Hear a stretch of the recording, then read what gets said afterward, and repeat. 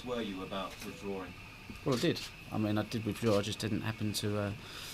They gave me. Someone phoned me up Monday and said, "Are you sure you want to do this?" And I'd had the weekend to think about it, and I didn't really want to, but I didn't really want to carry on suffering, if you know what I mean. So, but I've always took steps to address it. I know I've moaned a lot over the years, and people think I'm making it up, but I haven't. It's been difficult, but I've always loved the game. I've always knew I loved the game and wanted to play, but just found it difficult sometimes. Well, a lot of the time.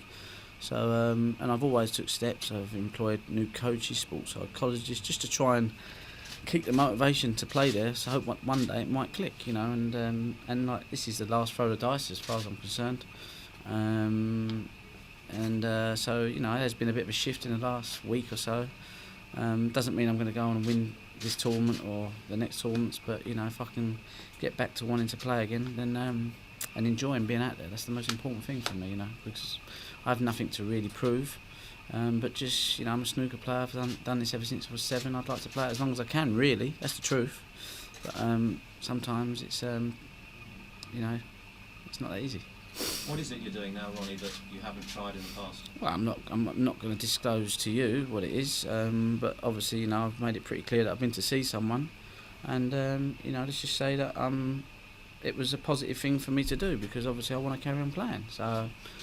It's nothing to do with making me a better snooker player, but just allowing me to be probably like 99% of the other snooker players, how they feel when they're out there. I just want to be on a level playing field instead of not. So there's no massiveness into it, but it's I need to do something. When you walked out yesterday, you got a fantastic reception, as you always did. You still get that buzz when you walk out into a crowd like that at a venue like this? Well, I enjoyed that match as much as any match I've enjoyed since my first appearance at the Crucible. I don't know if this is my 20th year here. A lot of the time, so to me that was quite a nice feeling to think I've been coming here 20 years, won it 3 times, been in a lot of big matches, but I've come off thinking I'm relieved the tournament had ended. Whereas out there, I didn't want it to end. I wanted to stay out there. I wanted to play. I was a bit disappointed that the match finishes in as easy a way as it did. In a way, I wish it would have been a few more frames out there for me. And I've never felt like that before. I've always, even when I'm like 17-4 up, I even had doubt, or 16-4 up against Stephen Hendry and someone, or anybody. I had doubts that I was able to get over the line, because my game just never felt good enough. And and so they were never really fulfilling, because I felt like I just fell over the line. I wasn't taking it in, if you know what I mean. It was just desperation, a lot of stuff. So whatever you're doing is working by the sound of it. Well, listen, it's a start. It's a final throw of the dice for me. And if a week, 2 weeks, 10 weeks, or 2 years, or 3 years, or wherever long, I decide that, I'll go back to how it has been, then it's over. But as far as I'm concerned, it's the last throw of the dice. I've got, and like I said, I felt like I enjoyed that game out there, and if I can enjoy it, and in my heart, in my mind, it's like it seems too good to be true that it can sustain it. But I won't give up. Quitting was never about giving up. Quitting was about I've had enough. But because I tried hard enough for a long time, so I never see it as I'm copping out. I just felt like I'd got more out of it than I'd expected. If someone told me at 17 that I'd have felt how I did for 17, 18 years, I wouldn't have played. I'd have just gone here, do something else. But I'm a fighter, and and I didn't want to give in, and I just kept battling and battling and battling.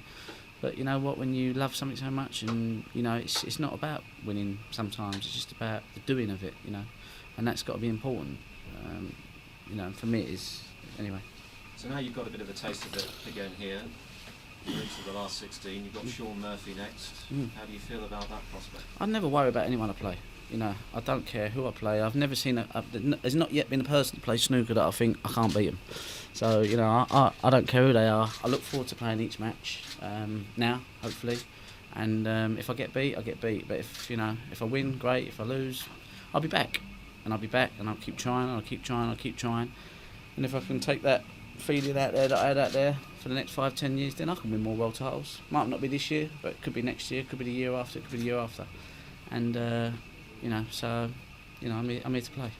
If you do win a fourth this year, you'll have done it the hard way, because it is a tough draw on paper. Murphy, possibly Higgins in the quarters. I love it. I love it. Listen, there's no one who I wouldn't back myself against.